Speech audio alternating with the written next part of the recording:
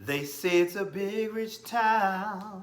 Well, I just come from the poorest. But wait a minute. I don't come from the poorest part. What's up, y'all? This is Ty. I am here to review season 1, episode 2 of Power Book 2 Ghosts. Shout outs to June BLC, Atif, uh, Tia Divine, Simply Be Yourself 100, and all the other ones that's watching. Come on, y'all. Let's get right into this review. Get down in the comment section when I'm finished with this and tell me your thoughts. So let's get right to it. Tasha's in some serious trouble, y'all. She's in hot water. They're trying to pin this whole drug lord queen pin thing on her, trying to say that she ran the show this whole time. Her lawyers are pissed because they was blindsided, and McLean, and he brought another woman with him, and they want to know, tell us the truth. What do you know? What don't you know? Let us know what's going on, because if you don't, you're going to stay up in this jail. Now, McLean's partner, she's like, listen, we shouldn't even be bothering with this chick. She's a liar. Her son is a liar. But McLean is like, no, there's something more to this case. But he's like, I just need you, Tasha, to tell us the truth, because will a jury believe that you are not the queen pin? And she says she believes that she can convince a jury. Whatever. Now, let's move on down to Tariq and his college. I'm liking this storyline, but I can already tell you there's a character that I already can't stand, and that is Tariq's roommate, Zeke. I can't stand him. He is spoiled. He's lazy. He's acts like he's dumb and entitled. He just irritates me, because it's like, dude, you're this basketball player. They say you're a good basketball player. You are on academic probation. They gave you this tutor, and you won't even read the book. You won't even take the time to even glance through the book. And he's just so, oh, that professor, she's so fine. Dude, read the book. Damn, you can't read Moby Dick? Read the book. And, Tariq even tells him, listen, you got to read the book. You got to apply yourself some way, somehow. Because, even though Tariq is his tutor, Tariq has a lot on his plate as well, and he can't seem to make it to class on time himself. Tariq, you got to get that together too. He's coming to class late. He's giving his opinion on the books, such as Great Expectations.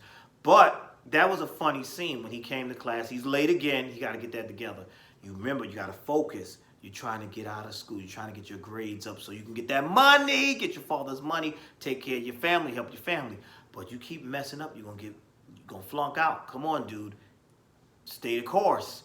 Try to get on time. I understand you got a lot going on. Your mama in jail and all that. There's a lot going on, but he has to be focused. But I like that scene, because I liked, what was the girl's name? Ruth Chandria. Real ghetto girl. Ghetto, foul mouth. She was cutting up in the classroom, and I thought that was hilarious. And Tariq, yet again, has a dialogue with the professor, and they're talking about the book Great Expectations and what he thought of it. He gives a pretty decent answer, but then Lauren trips it all up and exposes him, because she mentions, oh, well, what did you think about the ending? And of course, Tariq didn't finish the book. So while I'm telling Zeke, you need to read a book, Tariq, you need to finish the books you're reading. Because come on, dude, you got to get this thing together. But, he's got to work through all of that. And then he gets a call from the lawyer, and the lawyer pretty much tells Tariq, listen, we're going to need you at your father's funeral to trash your father at the eulogy. Now, they don't know this. Tariq already killed his daddy. Now you want him to get up there and trash him, because they want to prove prove that Tasha is indeed a victim. Now, you know what? I don't really feel sorry for Tasha. I really don't. I don't feel sorry for her. Yeah, I don't feel sorry for her, but let her rot in jail. That's how I feel, because she's sneaky too. But it's kind of foul what they're doing to her, but I don't feel sorry for her. Not at all. So anyway, they want Tariq to trash his father at the eulogy. But Stern, remember him? The millionaire Stern? He has a conversation with Tariq, and he tells Tariq, listen here, buddy. There's a lot at stake with your father's reputation. And if you were to get up there and give this eulogy bashing him like that, not a good look. And look, I got money, and that's gonna mess up the brand, but I still got money. But that's gonna really hurt you and your family. So you need to think about this whole bashing daddy session that they want you to do at the eulogy, which makes perfect sense. Because that would be financially devastating. Meanwhile, Saks, the people are still pressuring Saks to, go for it. We gotta sell this thing. That Tasha is the queen pin and she's the guilty one. She's the bad one because they want to keep James St. Patrick's image glowing and clean for the Democrats, and it's all about politics and keeping things clean and making people looking good and all this other stuff, and that's what they want to do. Now, let's going back to the school for a little bit. Let's talk about the professors. What's her name? Milgram. She means well, but I don't agree with her and this whole thing of she wants to do a visual for James St. Patrick at the campus for Tariq because she feels like Tariq needs a safe space and he needs to open up. No. First of all, he don't need, bad enough, it's already in the headlines and all of that. It's all in the newspapers. He does not need his fellow classmates who did not even know his daddy, who don't even know him, to be doing a visual. I didn't agree with that at all, and I was not surprised that Tariq was like, not here for it at all. I agree with the other professor who was like, that is totally ridiculous. And it was. The vigil came, and what? Tariq was out. He wasn't interested in that. He's trying to make that money. He's dealing with that young boy, his friend, and they're just trying to get that, get some money going and sell to these students, and that's that. And we see in that with Tariq with those students, don't you see all that privilege? Those little kids able to do all that stuff, throwing parties and punching the police officers in their face and getting away with it because they're the Western boys, the boys that got money, their family is invested and all that. So yeah, that was an interesting scene as well. But I'm jumping around a bit. Let me go back to the professors. So we learn that Professor Milgram and Professor Reynolds were lovers. And he wrote a book about her and based on her, whatever. And then she's the one who brought him here to this college and hired him here. And they get it on. Oh, they get it on. They get busy right there. So they're lovers. So I said, oh, okay, that explains some stuff. So I think there's going to be more down the pike with that, with their whole little relationship. Moving right along. Let's go on. I'm looking at my notes. Tariq, being the bright kid, because he is a bright kid, he asks to go to dinner. He asked Zeke the lazy dummy, if he could go with him back to his aunt's house for dinner. But Tariq has a plan. He's trying to get in with the Tejada family. So while there, guess what happens? Here comes Uncle Frank out of nowhere. While they're having dinner, here comes Uncle Frank. And that really pisses off Monet, Mary J. Blige. That pisses her off when she sees Uncle Frank walk through, because he's like, how did you get out? And what you get out on? Good behavior? Really? So she's looking suspicious, whatever. So she gets pissed off and she's like, that's it. Dinner's over with. And she tells Kane, you take Tariq home. Zeke, you're spending the night. You take Tariq home. She says that because she's thinking Tariq is just some little punk college kid and that Kane is going to scare him. Kane takes him, goes to take him home. They stop off somewhere. He gets out the car, gets him out the car, telling him, my family business is my family business. He tried to do that whole thug thing. And Tariq was like, you're not scaring me. You don't scare me. And I ain't worried about that. And Tariq says to him, listen, your uncle is a snitch. He's a snitch. He's a rat. He's a snake. He's like, what you say? And Tariq ain't flinched. Tariq was like, he's a snitch. He's a rat. He's a this and that, whatever. They have that conversation. And he's like, wow, we kind of underestimated him. So when Kane goes back and tells his mom, Monet, what happened, she's like, really? He said that? He said he was a snitch. He said he was a snake. So that whole attempt to scare Tariq was an epic fail. But now Monet is like, it's something about this boy. So she says to old dumb Zeke, Zeke, get up. You need to tell me everything you know about this boy. Did he ask you to come here tonight, or did you invite him?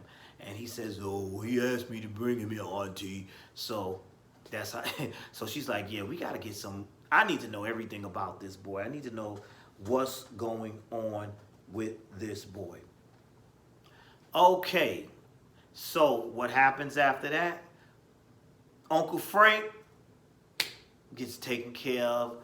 They bust him upside his head with the gun and they shoot him up and take care of that because he is indeed a rat. We find that out later on in the episode. He is indeed definitely a rat. And we see that Monet has an inside source because she's dealing with the young man who's a cop, and he's giving her that information. So that was interesting. All right, so it's time for the funeral of James St. Patrick, a.k.a. Ghost. Now, you know, fans have been speculating he's not really dead. I saw somebody say it was the grandmother that's dead, but no, grandma was right there. They showed her at the funeral. And we don't get to see a body. They just show the closed coffin, whatever, but we see the coffin brought in. And who's going to do this eulogy? Tasha's dressed to the nines. She steps out the car and clang! They slap the cuffs on her like this. So McLean was like, she can't do this eulogy, not with the cuffs on her like that. That's bad for her image or whatever. Sax is laughing about that. We saw Tate here. Tate saying he's willing to say something for his fallen comrade. We also see, who else was there? Somebody else. James St. Patrick's uncle who speaks to Tariq. That was a nice touching moment. So who gets to speak? Tariq speaks. And, you know, they weren't even letting Tasha say. They told her, sit down, shut up, no talking, whatever. Tariq gives this very touching thing about learning about his father just now, you know, after his death, after his murder, after he murdered him. But he's like, you know, I'm learning about my father and things. He was very nice. It was very nice what he said about his father that he killed. But it was still very nice what he said about him. That's the least you could do. You killed him. So now you got to say something nice about him, I guess. So now, when Tasha was in jail, she overheard an inmate saying she needed a morning after pill. And this inmate looked like she has some, you know, pull in there. So, you know, at the cemetery, Tasha runs up to Tariq and she says to him, I need you to get me a morning after pill. She says it real fast. They snatch her away, but Tariq heard it. Now, Monet Tejada has sent her daughter over to Tariq because she wants to know how he know that Uncle Frank was a snitch. We got to find out more about this boy. And in that conversation, Tariq tells her he needs his mother to get a morning after pill in jail. So Monet tells her mom, the young lady, Monet's daughter, tells Monet, and they get the morning after pill. They slip in a cell phone in the morning after pill to Tasha. Tasha's able to speak to her son, and she's asking, where you getting the money? How did you do this, that, and the third? And I thought that was pretty good. Now, another thing that was interesting in this episode was the misconduct hearing, because McLean is trying to prove that Sax is dirty and Sax acted inappropriately when he took this case and turned it into federal, when he had that prosecutor change it, drop the charges, so then he could then swoop in and make it about a Fed case. And it did prove there was a little bit of misconduct, but Tasha's hands are not dirty. So the judge said, listen, this is still going to go to trial. They even brought in old Blanca Rodriguez. They brought her in. You know, she has that funny, they brought her in there, and she said what she had to say. And she even told McLean, though, she said, but Sax is dirty. Sax is dirty. So I thought that was all interesting, and it was good. Like I said, I'm liking Ghost, Power Book Ghost 2.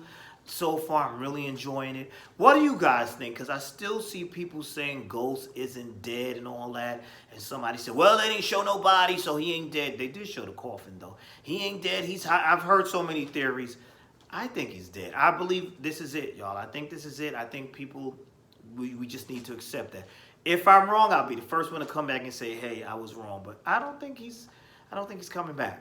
But the fans are still believing that Ghost St. Patrick is alive and well. But one thing for certain, that wasn't Grandma's funeral because Grandma was right there. So that's that. So anyway, that's all I got for now. Thank you for watching. Please like, comment, and subscribe. And I will see you all in the next video. Peace.